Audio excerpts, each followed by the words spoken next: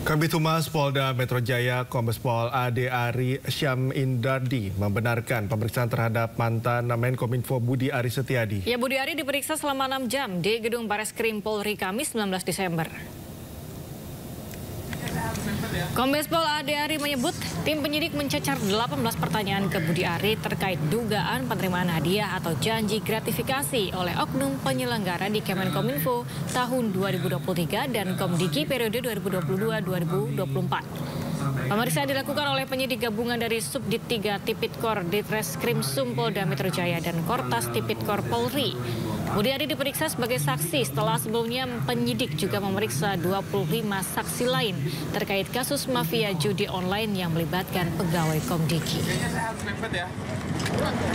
Tim penyidik gabungan telah melakukan pemeriksaan terhadap saudara BAS ya, selaku Menteri Kominfo periode 2023-2024. Diperiksa sebagai saksi, ya, diperiksa sebagai saksi di ruang pemeriksaan di lantai 6, Gedung Bareskrim Polri. Kemudian saudara BAS itu tiba di Gedung Bareskrim kemarin pukul 10:50 WIB. Kemudian dilanjutkan dengan pemeriksaan dimulai pukul 11:10 WIB dan berakhir di pukul 17:13 WIB ya. Dalam proses pemeriksaan itu, penyidik mengajukan 18 pertanyaan. Kementerian Komunikasi dan Digital telah berhasil memblokir 560.472 konten judi online selama kurun waktu 20 Oktober hingga 17 Desember 2024. Ya, penindakan konten judi ini merupakan upaya untuk memperkuat ruang digital yang aman. Selama kurun 20 Oktober hingga 17 Desember 2024, Kementerian Komunikasi dan Digital telah berhasil memblokir 560.472 konten judi online yang meliputi 516.353 situs dan IP. 23.124 konten atau akun di platform Meta, 12.728 pada layanan file sharing, 4.963 di Google atau YouTube, 2.849 di platform X, 300 akun di Telegram, dan 153 akun di TikTok. Penindakan konten judi ini merupakan upaya untuk memperkuat ruang digital yang aman. Sebagai bagian dari langkah tegas, Kemkomdigi juga kembali menindak akun-akun media sosial yang memiliki pengikut besar. Pelaksanaan tugas Dirjen Komunikasi Publik dan Media Kementerian Komunikasi dan Digital Molly Prabawati meminta masyarakat agar berhati-hati terhadap modus perrekrutan pengepul rekening yang marak digunakan oleh sindikat judi online. Pasalnya modus ini melibatkan tawaran imbalan besar untuk membuka atau meminjamkan rekening. Selain resiko hukum yang serius, pemilik rekening juga menghadapi potensi diblokir dari layanan perbankan hingga reputasi keuangan yang rusak. Kami berkomitmen untuk memperkuat upaya pemberantasan perjudian online tanpa pandang bulu dengan berbagai pihak. Kami ingatkan kembali untuk selalu waspada dan berhati-hati dalam aktivitas di dunia digital. Jauhi berbagai konten dan situs perjudian. Semakin banyak oknum yang mencari orang untuk menjadi pengepul rekening yang digunakan dalam transaksi judi online. Sementara itu, sejak 2017 hingga 17 Desember 2024, Kementerian telah menindak 5,4 juta konten judi online, termasuk akun dan situs yang terafiliasi. KPK menggeledah kantor Otoritas Jasa Keuangan atau OJK terkait penyidikan korupsi penyalahgunaan dana CSR Bank Indonesia. Sebelumnya pada 16 Desember 2024, KPK menggeledah kantor Bank Indonesia. Sebagaimana yang rekan-rekan ketahui, dari beberapa sesi doorstop maupun konferensi pers, Komisi Pemberantasan Korupsi saat ini sedang melakukan kegiatan penyidikan menyangkut CSR Bank Indonesia, bahwa pada tanggal 16 Desember di kantor Bank Indonesia, KPK telah melakukan kegiatan penggeledahan, itu hari Senin ya, telah melakukan kegiatan penggeledahan Dan tanggal 19 Desember kemarin telah dilakukan juga kegiatan penggeledahan pada salah satu ruangan di Direktorat Otoritas Jasa Keuangan atau OJK. Dari dua kegiatan tersebut, penyidik telah menemukan dan menyita barang bukti elektronik atau BBE serta beberapa dokumen dalam bentuk surat. Selanjutnya tentunya penyidik akan memanggil pihak-pihak yang terkait untuk dimintai keterangan sebagai saksi. Ya, kembali bahwa surat perintah penyidikannya adalah masih umum. Ya, jadi akan dimintai keterangan sebagai saksi untuk mengklarifikasi barang bukti yang sudah dilakukan penyitaan tersebut maupun keterangan-keterangan lain yang perlu diperdalam. Presiden Prabowo menyatakan akan mengampuni koruptor jika mengembalikan uang yang dikorupsi. Menanggapi hal tersebut, Menteri Koordinator Bidang Hukum, Hak Asasi Manusia, Imigrasi, dan Pemasyarakatan Yusril Ihza Mahendra buka suara. Para koruptor atau yang merasa pernah mencuri dari rakyat, kalau kau kembalikan yang kau curi, ya mungkin kita maafkan. Menteri Koordinator Bidang Hukum, Hak Asasi Manusia, Imigrasi, dan Pemasyarakatan Yusril Ihza Mahendra menanggapi pernyataan Presiden Prabowo yang akan mengampuni koruptor jika mengembalikan uang yang dikorupsi. Yusril mengatakan pemerintah akan mengkaji dan menunggu keputusan Presiden mengenai pemberian amnesti dan abolisi. Jadi kalau misalnya Pak Prabowo mengeluarkan amnesti dan abolisi terhadap orang yang masih dalam proses hukum diduga melakukan korupsi atau orang yang sudah divonis bersalah melakukan korupsi, Presiden bisa memberikan abolisi, bisa juga memberikan abolisi jadi perkaranya tidak dituntut, atau Presiden memberikan amnesti sedang sidang ataupun diadili ataupun juga tidak akan dituntut. Itu bisa terjadi. Jadi kalau itu dilakukan, maka ketentuan tentang bahwa meskipun mengembalikan kerugian negara tidak menghapuskan sifat pidananya, itu kalau diberikan abolisi amnesti, ya perkara itu selesai. Nah, lebih tinggi itu daripada 5. Yusril juga menambahkan, proses hukum untuk kata memaafkan tersebut mengacu pada Undang-Undang 1945. Presiden bisa mengeluarkan amnesti dan abolisi terhadap orang yang masih dalam proses hukum diduga korupsi. Dari Jakarta, Bagus Prasetya, iNews melaporkan. Kita ke informasi lainnya, pemirsa. Jelang libur Hari Raya Natal, lonjakan penumpang terjadi pada keberangkatan di stasiun Pasar Senen, Jakarta. Ya, sebanyak 37.000 tiket ludes terjual dari 44.000 tiket yang disediakan PT KAI Daob 1 Jakarta pada periode Nataru.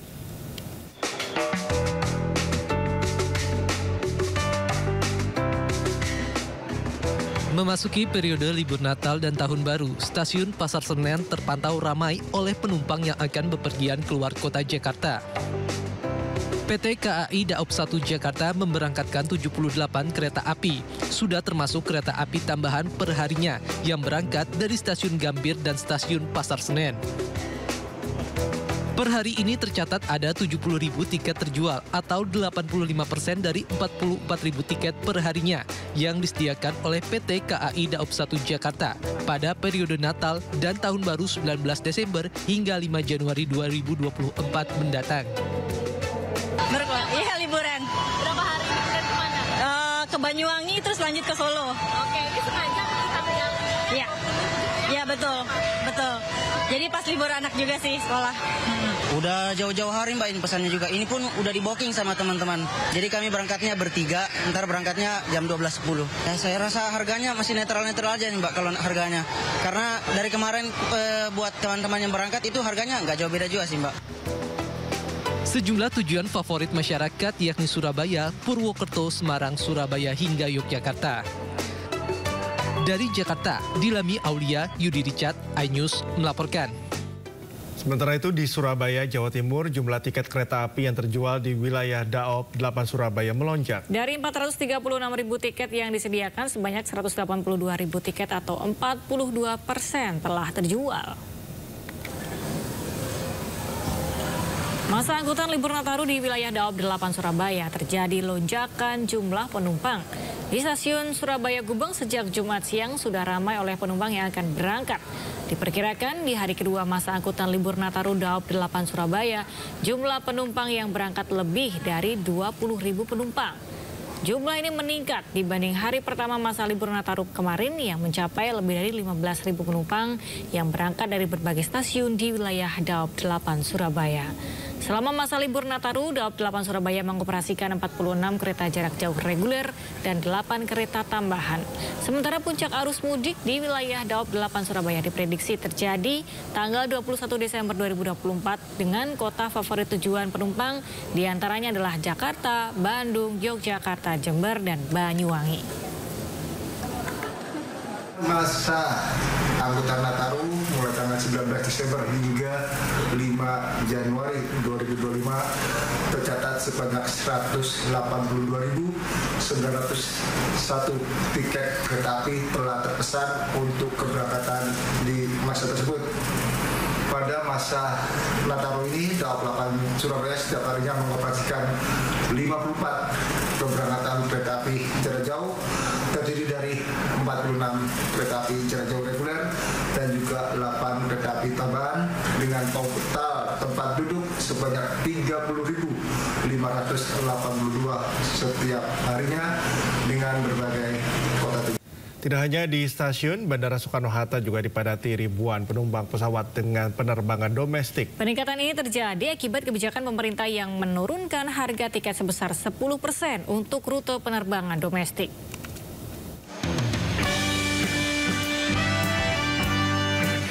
Terminal 3 Bandara Soekarno-Hatta terus dipadati ribuan penumpang. Para penumpang memanfaatkan libur Natal dan libur sekolah untuk pergi keluar kota atau pulang ke kampung halaman. Kebijakan penurunan harga tiket penerbangan domestik dimanfaatkan secara maksimal oleh masyarakat untuk berpergian. Pemerintah menetapkan harga tiket penerbangan domestik turun 10% selama libur Hari Raya Natal dan Tahun Baru. Meski demikian, masyarakat berharap agar kebijakan ini tetap dipertahankan seterusnya. Jadi kalau harapan dari saya, ya jangan dikembalikan lagi harga semula, seterusnya ya minimal seperti ini, bagusnya turun terus. Ya, pas adanya biasa dapat harga berapa dan sekarang jadi berapa nih dengan penurunan itu? Kalau saya biasanya di momen seperti ini dapat di harga 700-800. Untuk yang sekarang saya dapat di harga 600. Pengelola Bandara Suta mencatat tren peningkatan terus terjadi hingga akhir Desember. Sejak Jumat pagi, lonjakan jumlah penumpang pesawat terjadi hingga 177.436 penumpang atau naik 11% jika dibandingkan dengan masa arus libur Natal tahun lalu. Dari Tangerang, Banten, Hasnugara, iNews melaporkan.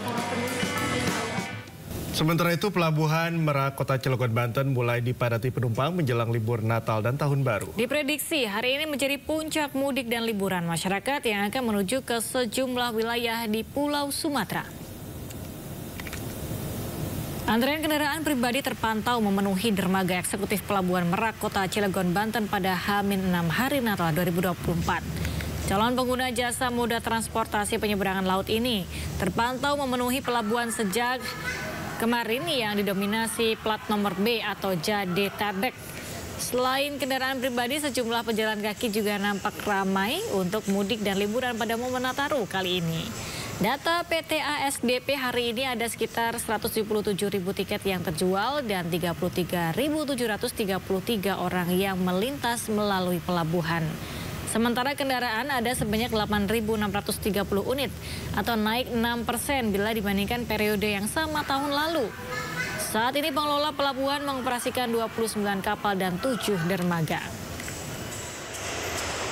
Liburan, anak-anak kan ambil cuti, kita sekalian aja untuk keluarga pulang kampung. Dari mana Pak? Dari Bekasi ke Palembang. Palembangnya di Jalan Sabang Marga, di Tanggal. Ratusan truk antre di seluruh kantong parkir dermaga Pelabuhan Merak akibat cuaca buruk. Kepadatan antrean juga terjadi akibat kerusakan dermaga 5 yang menyebabkan berkurangnya jumlah operasional kapal. Kepala Bidang Lalu Lintas pada Kantor Kesyah Bandaran dan Otoritas Pelabuhan Kelas 1 Banten, Heru Andrian mengatakan penyebab terjadinya kepadatan arus kendaraan di Pelabuhan Merak selain cuaca buruk juga akibat salah satu dermaga di Pelabuhan Merak yaitu dermaga 5 dan juga dermaga 3 di Pelabuhan Bakahuni sedang diperbaiki. Untuk mengurai kepadatan antrian hingga keluar pelabuhan, Kantor Kesyah Bandaran dan Otoritas Pelabuhan Kelas 1 Banten mengalihkan kendaraan truk ke area yang berada di dermaga Pelabuhan Indah Kiat Merak. Jumlah operasional kapal yang biasanya melayani pengguna jasa berjumlah 30 kapal, kini hanya 24 kapal yang beroperasi di lintasan Merak Bakahuni. Bahwa kondisi saat ini cukup padat dikarenakan angin yang cukup kencang sehingga menyulitkan kapal pada saat proses sandar. Selain itu juga saat ini sedang ada perbaikan fasilitas dermaga yaitu di dermaga 5 Merak dan dermaga 3 Bakahuni. Untuk mengatasi hal tersebut kita sudah menyiapkan alternatif yaitu buffer area di sekitar Indah Kiat yang bisa menampung kapal-kapal yang akan menyeberang. Terkait rekayasa operasional kapal kita akan berkoordinasi dengan pihak kepolisian. Kita juga siapkan dermaga alternatif yaitu Pelabuhan BBJ Bojonegoro untuk kendaraan barang dan juga dermaga Ciwandan untuk kendaraan roda 2. Panglima TNI dan Kapolri memimpin apel gelar pasukan operasi lilin 2024 di lapangan Puputan Niti Mandala Renon dan Pasar Bali. TNI Polri telah menyiapkan skenario pengamanan masa libur Natal dan Tahun Baru dengan dukungan personel dan alutsista.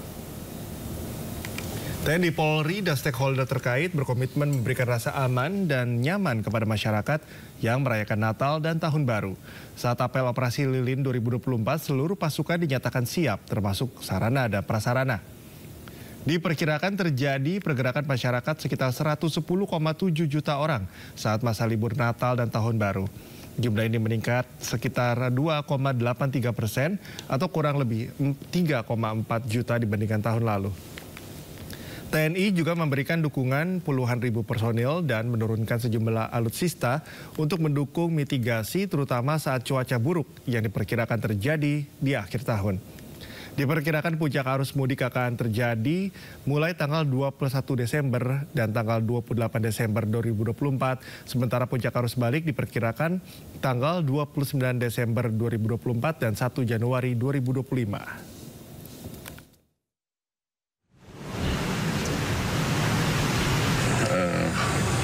Natal dan Tahun Baru, TNI sudah menyiapkan secara keseluruhan 80.856 personil yang tersebar di wilayah Indonesia, khususnya di Polda Bali, personil sejumlah 3.500 personil. Kemudian juga TNI memberikan dukungan transportasi darat, laut. Menghadapi potensi bencana akibat curah hujan tinggi, TNI Polri membentuk Satgas Khusus. Satgas Khusus dibentuk untuk mengantisipasi potensi gangguan bencana yang timbul akibat cuaca buruk selama libur Natal dan Tahun Baru.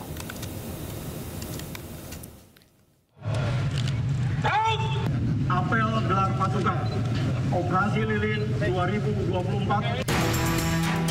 TNI dan Polri bersama pihak terkait membentuk Satgas Khusus untuk mengantisipasi potensi cuaca buruk akibat curah hujan tinggi. Satgas Khusus ini terdiri dari personel TNI dan Polri, serta instansi terkait yang akan membantu langkah yang dibutuhkan selama masa libur Hari Raya Natal dan Tahun Baru 2024. Polri bersama stakeholder juga telah memetakan potensi ancaman yang akan timbul selama masa libur Natal dan Tahun Baru. Tentunya kita juga mempersiapkan personel untuk mengantisipasi kemungkinan terjadinya curah hujan yang tinggi sehingga tentunya juga akan menimbulkan bencana, dan kita mempersiapkan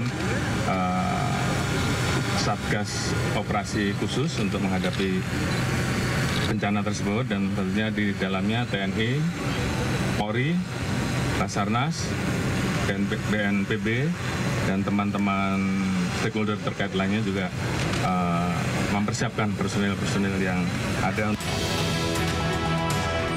Sementara itu, Kapolri juga menjelaskan sinergitas dan solidaritas antara TNI Polri serta pihak terkait menjadi kunci untuk pengamanan Hari Raya Natal dan Tahun Baru, termasuk mengantisipasi potensi bencana akibat curah hujan tinggi di seluruh wilayah Indonesia.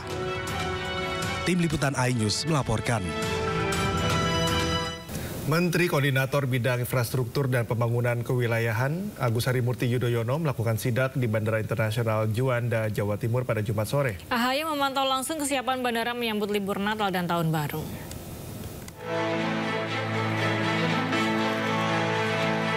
Dimulainya arus libur Natal tahun 2024 dan Tahun Baru 2025, Menko Bidang Infrastruktur dan Pembangunan Kewilayahan Agus Harimurti Yudhoyono melakukan sidak di Bandara Internasional Juanda, Sidoarjo, Jawa Timur.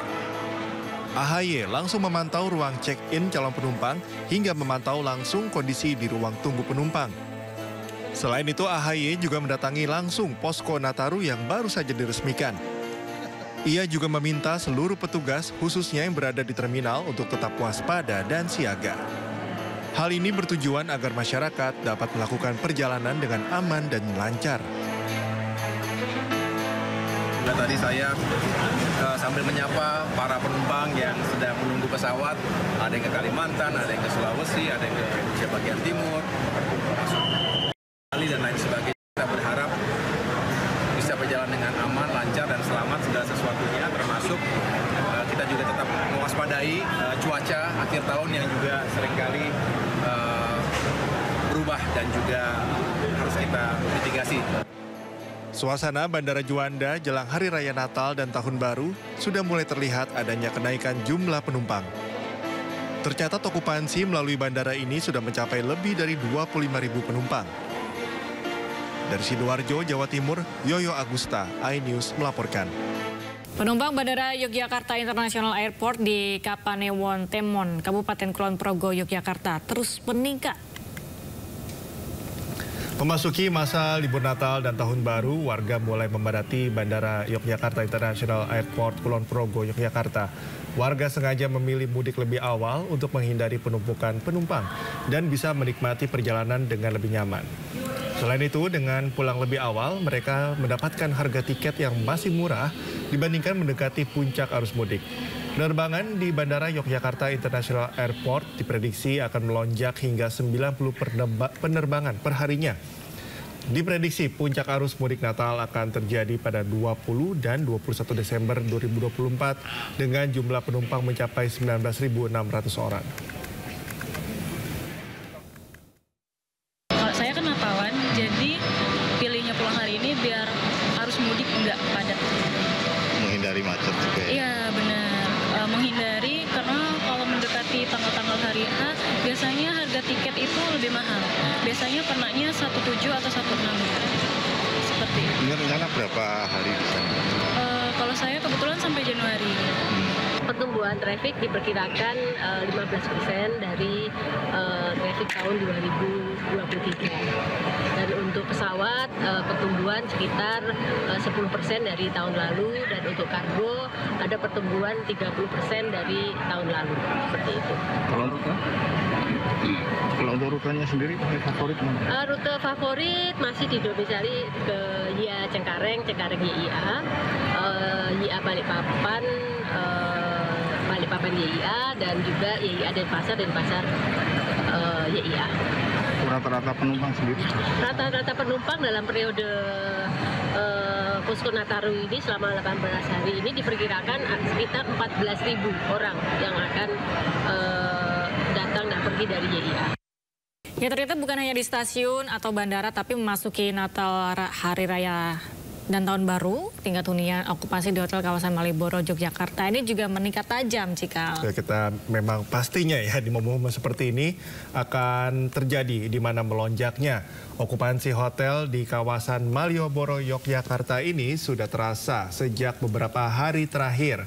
Hampir semua kamar di hotel-hotel berbintang di kawasan jantung wisata kota Yogyakarta sudah terisi penuh. Meningkatnya okupansi hotel ini diduga karena banyak wisatawan ingin mengisi liburan Natal dan Tahun Baru di Yogyakarta.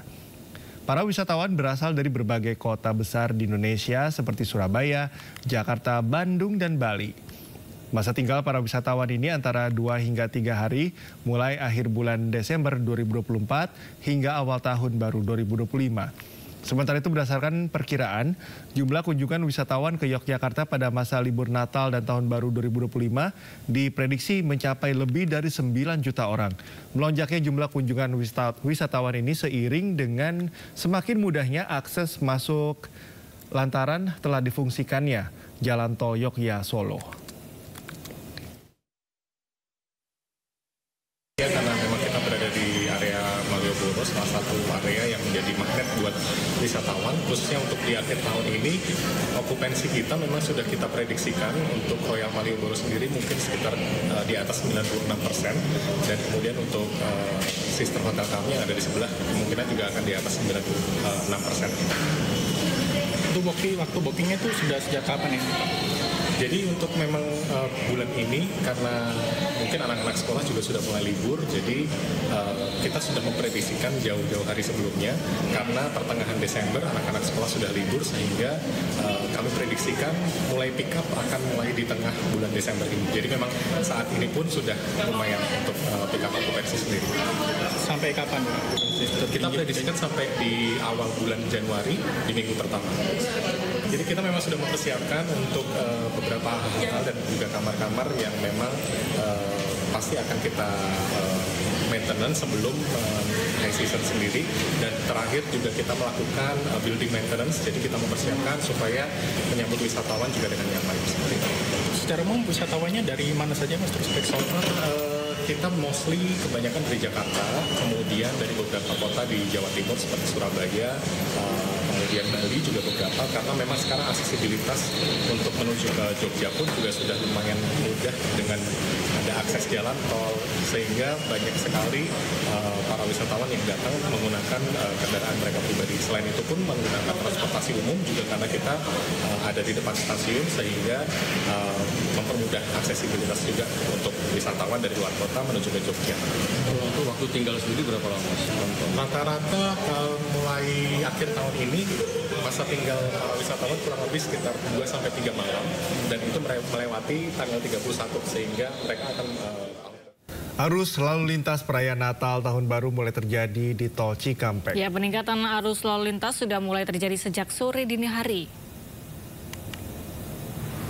PT Jasa Marga Transjakarta Tol mencatat peningkatan volume lalu lintas kendaraan di sejumlah gerbang tol Cikatama. Data kendaraan yang melintas di gerbang tol Cikampek Utama sebanyak 64.383 kendaraan menuju wilayah timur Transjawa melalui gerbang tol Cikampek Utama atau naik 21,1%. Sedangkan untuk kendaraan dari wilayah timur Transjawa tercatat sebanyak 57.554 kendaraan atau naik 14,34%. Pengguna jalan tol diimbau mempersiapkan diri sebelum memasuki jalan bebas hambatan. Selain itu, kendaraan juga dalam kondisi prima serta patuhi rambu-rambu lalu lintas.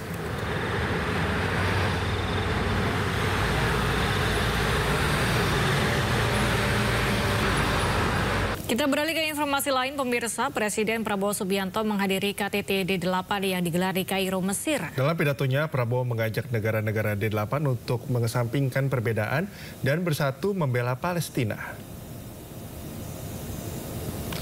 Tiba di The New Capital President Palace, Kairo, Mesir, Presiden Prabowo disambut Presiden Mesir Abdel Fattah el-Sisi.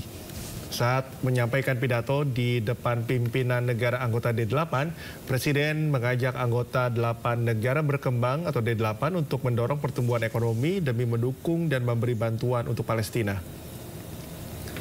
Presiden juga menekankan bahwa tanpa persatuan dan tanpa mengatasi perbedaan, kelompok D8 tidak bisa kuat dalam menghadapi situasi geopolitik yang terjadi saat ini. Once again, we must learn from the geopolitical situation that's happening around us now. Without unity, without overcoming our differences, we cannot be strong. We say that we support Palestine, but if we are weak, how can we support Palestine? For that, D8 must be united. We must work together to be united. We must leave behind our differences. We must look for the greater good of our peoples. Without unity, without integration, we will be weak. And if we are weak, we will be exploited. That is the law of history. Presiden Prabowo Subianto menyempatkan diri mengunjungi mahasiswa Indonesia di Universitas Al-Azhar dalam kunjungan kenegaraannya di Kairo, Mesir. Sambutan hangat diberikan mahasiswa hingga meninggalkan kesan seperti dikunjungi orang tua sendiri.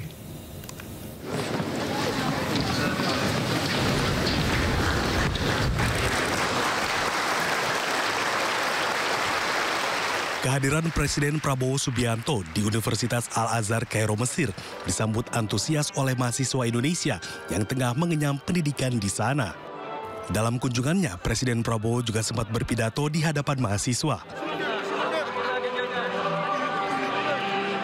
Hadirnya Prabowo di sela-sela kunjungan kenegaraan untuk mengunjungi mahasiswa ini meninggalkan kesan yang indah bagi para pelajar. Seorang mahasiswi mengungkapkan kehadiran Presiden Prabowo seperti dikunjungi orang tua sendiri. Banyak ya, bersyukur banget, nggak nyangka bisa satu ruangan sama Pak Presiden gitu. Bisa menghirup udara yang sama dengan Bapak Presiden ya, nggak expect banget Pak Prabowo bisa datang. Pertama kayak merasa bersyukur banget dapat kesempatan bisa aja di sini. Terus kayak ngerasa dikunjungin orang tua gitu, kayak ini ada yang ngebanggain kita gitu loh. Ketika kita merantau jauh dari orang tua gitu. Mahasiswa juga turut mengungkapkan kekagumannya akan sosok Prabowo lantaran kebijaksanaannya dan kewibawaannya dalam memimpin Indonesia. Mereka mendoakan agar Presiden Prabowo senantiasa semangat dalam mengemban tugas negara. Wakil Presiden Republik Indonesia Gibran Rakabuming Raka meninjau proyek serta kantor sistem pengolahan air minum Jatiluhur di Kota Bekasi, Jawa Barat. Instalasi pengolahan air minum tersebut untuk ketersediaan di Jawa Barat dan Jakarta. Dalam kunjungannya, Wapres Gibran didampingi Wamen PU dan Direktur Utama Espam Jatiluhur melihat kantor pengolahan air minum untuk ketersediaan di wilayah Karawang, Kabupaten Bekasi, Kota Bekasi, dan Jakarta. Gibran menjelaskan kondisi air yang bersih sangat berpengaruh untuk mengatasi stunting. Ketersediaan air bersih menjadi faktor penting agar bisa dikonsumsi ibu dan bayi supaya terhindar dari stunting. Sistem pengolahan air minum Espam Jatiluhur resmi beroperasi secara komersial 18 Desember 2024. Espam Jatiluhur memenuhi kebutuhan air berkualitas untuk 1,9 juta jiwa di Karawang, Bekasi, dan Jakarta.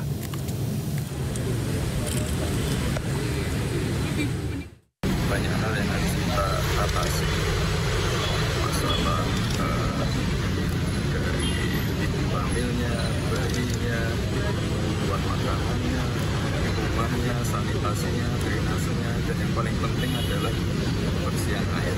Ini kita hari ini di Jatiluhur untuk mengecek kesiapan Menteri Hukum Supratman Andi Aktas resmi mengakui kepengurusan PMI di bawah kepemimpinan Yusuf Kala berdasarkan kajian ADART PMI Indonesia. Sebelumnya kursi Ketua Umum PMI menjadi rebutan antara Yusuf Kala dan Agung Laksono yang menggelar munas tandingan usai JK ditetapkan sebagai Ketua Umum PMI pada Musyawarah Nasional ke-22 PMI. Usai kisruh perebutan kursi Ketua PMI 2024-2029, petahana Ketua Umum PMI Yusuf Kala menyebut tindakan Agung Laksono menggelar musyawarah nasional atau Munas Tandingan merupakan tindakan ilegal.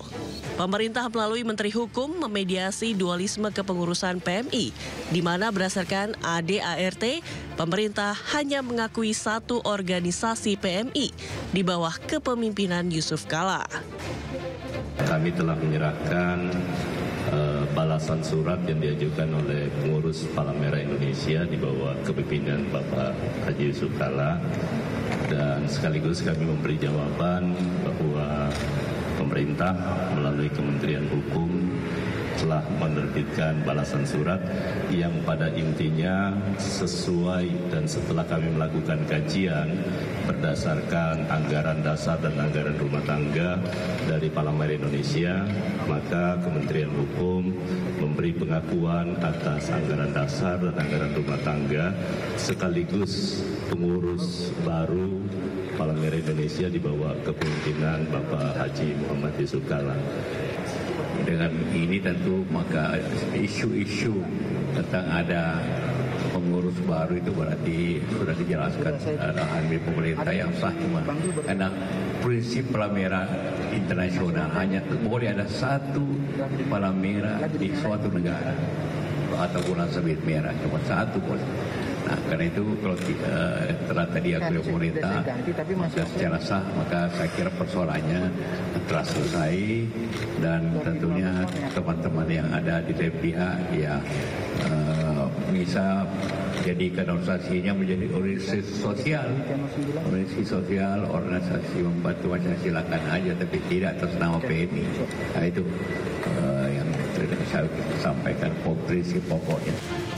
Sebelumnya, petahana Ketua Umum Palang Merah Indonesia Yusuf Kala melaporkan politikus Partai Golkar Agung Laksono karena menggelar musyawarah nasional atau Munas PMI Tandingan.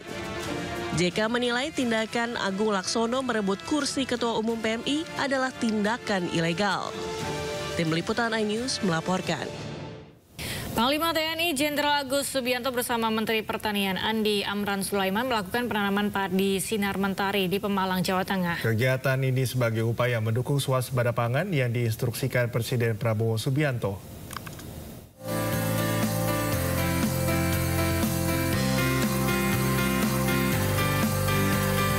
Dalam mendukung swasembada pangan nasional, Panglima TNI Jenderal Agus Subianto bersama Menteri Pertanian Andi Amran Sulaiman menanam padi varietas sinar mentari di Kabupaten Pemalang, Jawa Tengah. Varietas padi ini merupakan hasil persilangan padi lokal Aceh dan padi lokal Lampung. Nantinya bibit tersebut akan disebarkan ke Kodam seluruh Indonesia. Menteri Pertanian menambahkan semangat prajurit TNI dapat menjadi contoh semua komponen bangsa dalam mendukung visi misi Presiden Prabowo guna mewujudkan ketahanan pangan nasional. Satu kata untuk TNI, luar biasa hari ini. Betul-betul TNI prima, inovatif. Kenapa menghasilkan bibit benih baru, dan itu hasilnya 8-16 ton, katakanlah average 10 ton. Itu mengalahkan, baru kami kunjungan dari China, Vietnam, Arkansas, Amerika. Itu di atas daripada negara-negara maju. Hasil ini mudah-mudahan ini bisa diterapkan. Sementara itu, Asisten Teritorial Panglima TNI Maijen Novi Helmi Prasetya mengatakan bahwa TNI merespon dan adaptif dalam mendukung swasembada pangan ini melalui program teritorial yang menyasar seluruh wilayah Indonesia. Di Pemalang, Jawa Tengah, TNI juga mengelola 500 hektar. Hektar ditanam padi dan sisanya jagung. Padi unggul sinar mentari ini nggak ujuk-ujuk lahir. Ini hasil proses persilangan antara galur lokal Lampung dan galur lokal Biren Aceh, sehingga menghasilkan hibrida ini. Ini yang diharapkan dapat meningkatkan produktivitas hasil panen nantinya. Kedepannya TNI akan terus bekerja sama dengan Kementan untuk menciptakan swasembada pangan yang merupakan asta cita Presiden Prabowo Subianto. Kembali di Sindo Today, pemirsa, jelang libur Natal dan Tahun Baru 2024-2025, volume kendaraan arah puncak terpantau mulai padat. Polisi menerapkan sejumlah rekayasa lalu lintas mulai Jumat hingga Minggu pekan ini. Jelang Nataru, volume kendaraan meningkat di eksit tol Ciawi yang mengarah ke Simpang Gadok, Puncak Bogor pada Sabtu pagi.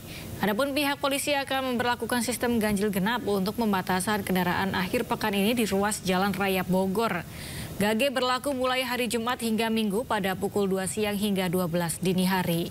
Skema ini diterapkan dari jalur Simpang Gadok di Jalan Raya Puncak menuju Simpang 4 Tugu Lampu Gentur Cianjur dan berlaku untuk jalur sebaliknya. Selain Gage, kepolisian juga menerapkan sistem satu arah atau one way baik ke arah puncak ataupun sebaliknya.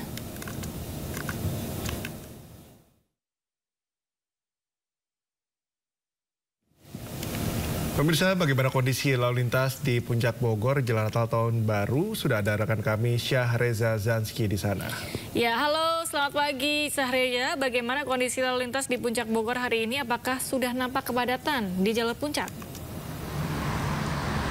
Pagi Cikal Galuh dan juga pemirsa, jika berbicara mengenai kepadatan sejatinya sudah mulai terlihat pada pukul 7 pagi tadi, khususnya di eksit tol Ciawi pertama yang mengarah ke Simpang Gadok di Jalan Raya Puncak Bogor. Namun seperti yang bisa Anda lihat di layar kaca, Cikal dan Galuh, tadi sempat terjadi kepadatan, namun kini arus kendaraan sudah mulai kembali lancar. Kemungkinan ini masih menandakan adanya one way yang sudah mulai diberlakukan yang mulai dari arah Simpang Gadok. Namun kami lagi-lagi harus menunggu konfirmasi apakah one way sudah mulai diberlakukan di arah Simpang Gadok sana. Namun Cikal Galuh dan juga pemirsa, seperti diketahui bahwa memang terjadi kepadatan ataupun peningkatan volume kendaraan di akhir pekan kali ini, mengingat banyak sekali animo masyarakat yang ingin berlibur ke arah Puncak Bogor. Maka darinya diterapkan berbagai kebijakan tertentu seperti sistem ganjil genap tentunya yang berlaku sejak hari Jumat kemarin dan berlaku hingga Minggu besok tentunya. Dan ini berlaku pada beberapa jam tertentu seperti dari jam 2 siang hingga sampai jam 12 malam tentunya. Dan ini diharapkan masyarakat bisa lebih mengetahui informasi mengenai ganjil genap yang diberlakukan di Jalan Raya Puncak Bogor yang diinformasikan oleh kepolisian setempat. Galuh, Cikal dan juga pemirsa, seperti diketahui tidak hanya ganjil genap, akan diberlakukan sistem one way yang nantinya akan diberlakukan secara situasional. Namun bisa dipastikan bahwasanya kepadatan sudah mulai hilang tentunya, dan kini kami masih melihat banyak sekali kendaraan yang mayoritas plat B dari arah Jakarta untuk menikmati akhir pekan pada minggu kali ini. Namun Cikal Galuh dan juga pemirsa, bisa dipastikan bahwasanya kepadatan volume kendaraan sudah mulai semakin meningkat. Dan untuk diketahui juga Cikal Galuh dan juga pemirsa, beberapa jalur yang diterapkan sistem one way dan juga Gage ini dimulai dari Simpang Gadok di Jalan Raya Puncak yang menuju ke Simpang 4 Tugu Lampu Gentur di daerah Cianjur, dan ini berlaku untuk jalur sebaliknya tentunya sesuai jadwal yang tertera oleh pihak kepolisian setempat. Namun bisa dipastikan bahwasanya untuk ganjil genap sendiri ini berlaku sejak Jumat kemarin hingga Minggu besok dan diterapkan di berbagai jam tertentu seperti dari jam 2 siang hingga jam 12 malam. Cikal Galuh dan juga pemirsa, dari informasi yang kami terima ada beberapa kendaraan yang bisa melintas meski ada kebijakan Gage, seperti ada mobil ambulans, pemadam, kendaraan dinas, dan juga angkutan umum. Dan untuk diketahui juga nantinya akan ada Car Free Night pada 30 Desember untuk menyambut adanya tahun baru dan diberlakukan selama 7 jam tentunya Galuh dan juga Cikal. Namun bisa dipastikan bahwasanya untuk volume kendaraan di Jalan Raya Puncak Bogor, khususnya di eksit tol Ciawi 1 yang mengarah ke Simpang Gadok, ini sudah mulai terlihat dan didominasi oleh mayoritas kendaraan berplat B. Sementara itu Cikal, Galuh, kembali ke Anda. Ya, Syahreza, bagaimana dengan puncak kepadatan arus lalu lintas menuju arah Puncak Bogor? Ini kapan diprediksi akan terjadi?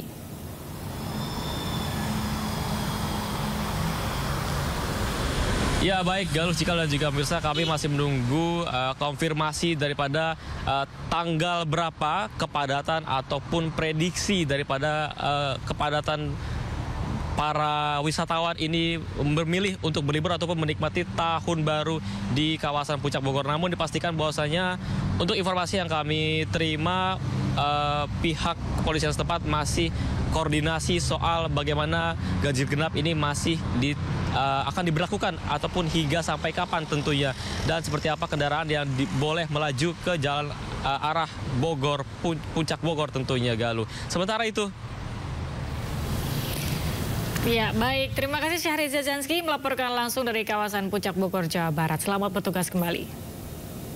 Ya, informasi selanjutnya pemirsa, aksi tolak PPN 12% semakin gencar dilakukan warga dari berbagai kalangan. Tak ketinggalan dari para K-popers dan K-popers dari berbagai fandom group, penggemar boy group dan girls group Korea melakukan aksi tolak PPN 12% di depan istana. Di bawah guyuran hujan, sejumlah K-popper dari berbagai fandom group, penggemar boy group, dan girl group Korea melakukan aksi tolak PPN 12% di depan istana. Sambil menyanyikan lagu SNSD, para K-popers ini juga melambaikan lightstick layaknya sebuah konser. Lightstick tersebut diangkat tinggi-tinggi berdampingan dengan poster penolakan PPN 12%. Dalam orasinya mereka menolak kenaikan tarif pajak pertambahan nilai sebesar 12% karena akan membuat harga komoditas ikut melambung tinggi. Selain itu, kenaikan pajak juga dinilai akan naik pada harga tiket konser, album maupun barang-barang yang berkaitan dengan hobi mereka yang dibeli dari luar negeri. Sebelumnya diberitakan pemerintah secara resmi menerapkan tarif pertambahan nilai sebesar 12% mulai 1 Januari 2025.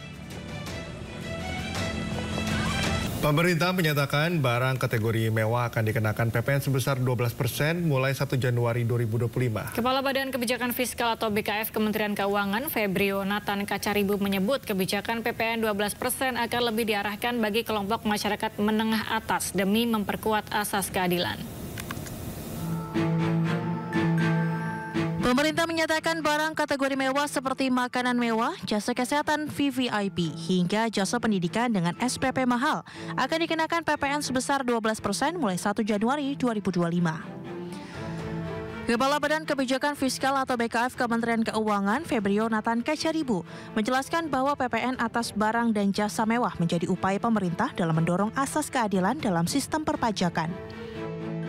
Dalam kajian BKF, sekitar 50% belanja perpajakan di bidang PPN selama ini ternyata dinikmati oleh orang-orang kaya. Maka dengan prinsip keadilan, Febrio menilai sangat wajar jika pemerintah akan mengenakan PPN 12% bagi komoditas yang hanya dikonsumsi orang kaya.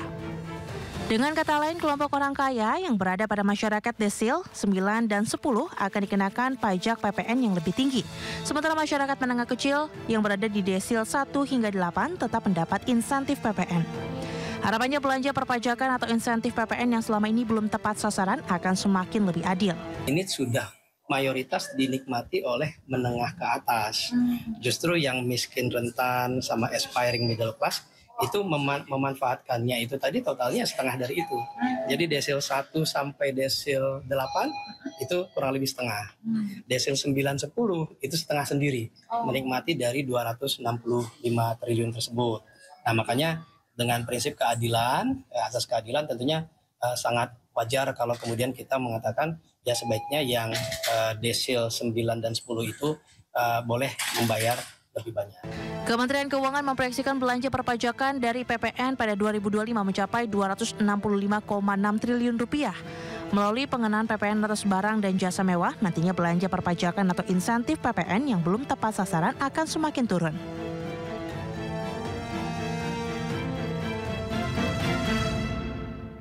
Kementerian Energi dan Sumber Daya Mineral menambah alokasi kuota LPG atau Liquefied Petroleum Gas 3 kg hingga 200.000 metrik ton hingga akhir tahun untuk memastikan keamanan pasokan pada LPG hingga perayaan Natal dan Tahun Baru. Menteri SDM Bahlil Lahadalia menyebutkan penyaluran LPG subsidi ini dinilai sudah melebihi kuota yang ditetapkan sebesar 8,03 juta ton sehingga saat ini penyaluran subsidi LPG mencapai 103% dari kuota yang ditetapkan. Meski demikian, pihaknya sudah berkoordinasi dengan Pertamina, Menteri BUMN hingga Menteri Keuangan terkait lebihnya kuota BBM subsidi agar pemerintah tidak menambah anggaran subsidi energi.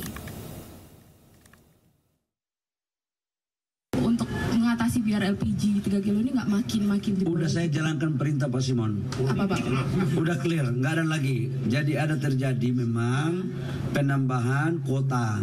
Tapi penambahan kuota ini tidak berdampak pada penambahan subsidi.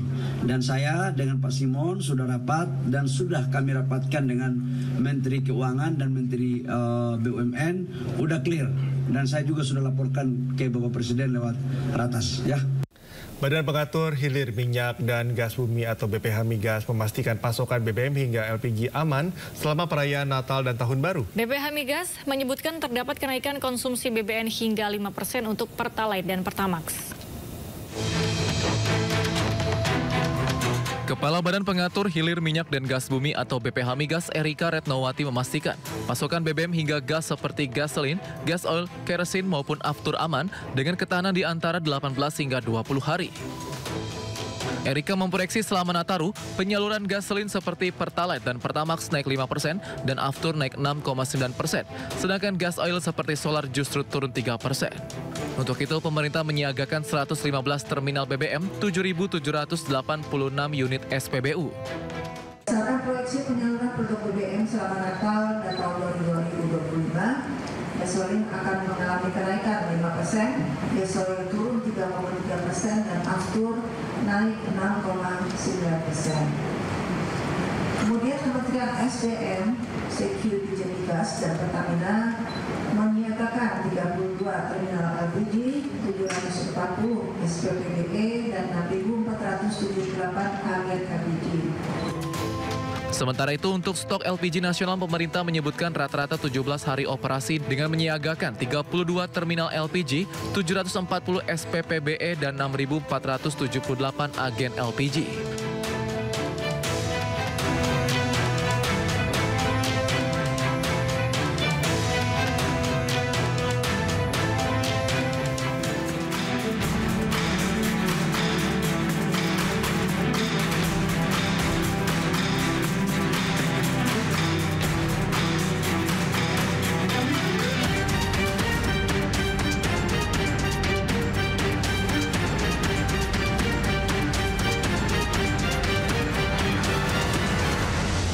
Sidi kembali menjumpai Anda, pemirsa. Indonesia akan melawan Filipina pada laga Grup B Asian Cup 2024. Laga ini menjadi laga hidup mati untuk menentukan satu tempat di semifinal.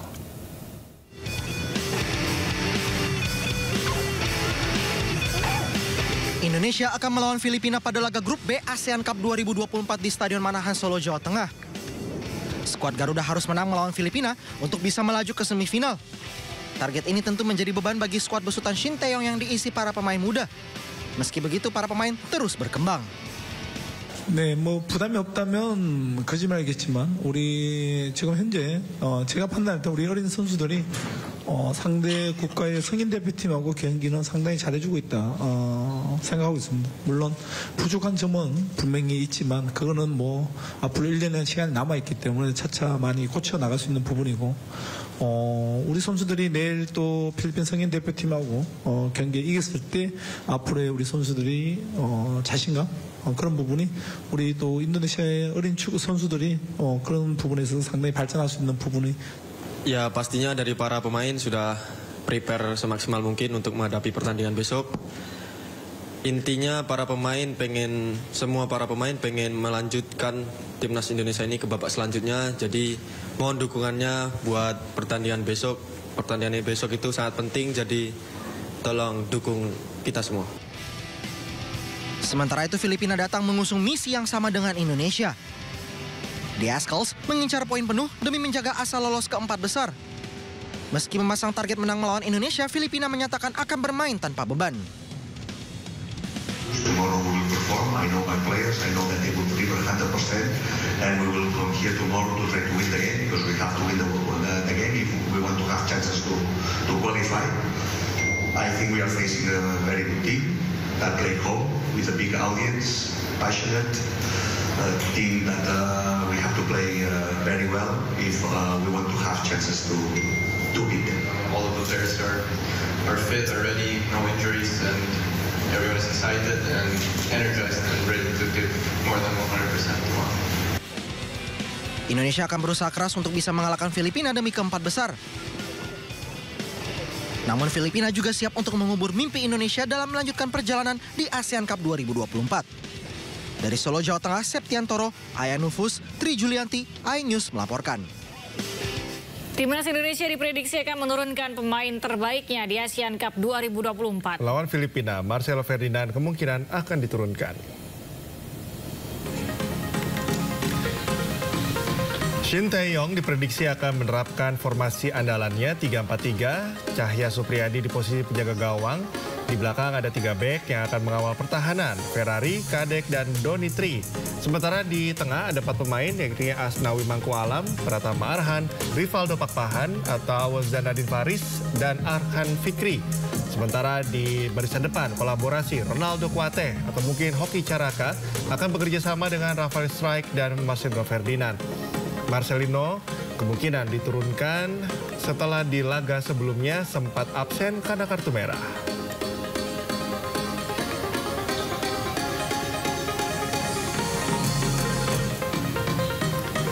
Sementara itu, tim tamu Filipina kemungkinan akan mempertahankan formasi menyerang 4-3-3. Pelatih Albert Capellas akan menurunkan skuad yang sama saat menahan imbang Vietnam. Deto di penjaga gawang, kemudian 4 pemain bertahan, Kemter, Ugyalvik, Linares, dan Tabinas. Di tengah, Reyes, Baldismo, dan Bile.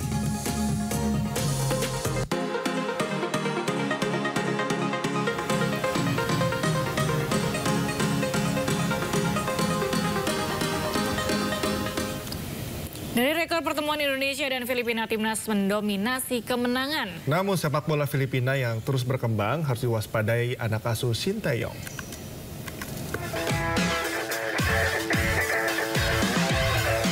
Timnas Indonesia membutuhkan kemenangan dari Filipina demi memastikan tiket 4 besar ASEAN Cup 2024. Namun Filipina bukan lawan yang mudah, meskipun dari sejumlah pertemuan Indonesia masih unggul dari Filipina. Dari 29 pertemuan di semua ajang, Indonesia mendominasi kemenangan dengan 24 kali menang, 4 imbang dan hanya 1 kali kekalahan.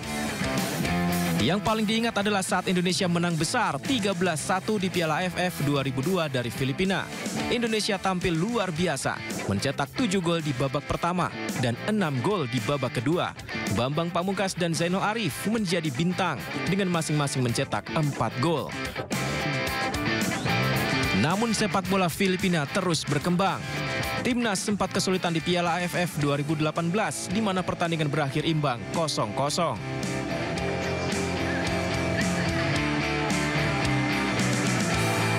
Indonesia bisa bangkit lagi dan meraih kemenangan tipis 1-2 dari Filipina di ajang Piala AFF 2022. Terakhir pertemuan Indonesia dan Filipina terjadi pada 11 Juni 2024. Anak asuh Shin Tae-yong menang 2-0 dari Filipina di kualifikasi Piala Dunia 2026. Melihat perkembangan sepak bola Filipina yang cukup pesat, apalagi kemarin mereka sempat menahan imbang tim kuat ASEAN Vietnam. Jelas timnas Indonesia tak boleh lagi melihat rekor pertandingan karena Filipina yang sekarang sudah berbeda. Jadi, jangan lengah Garuda.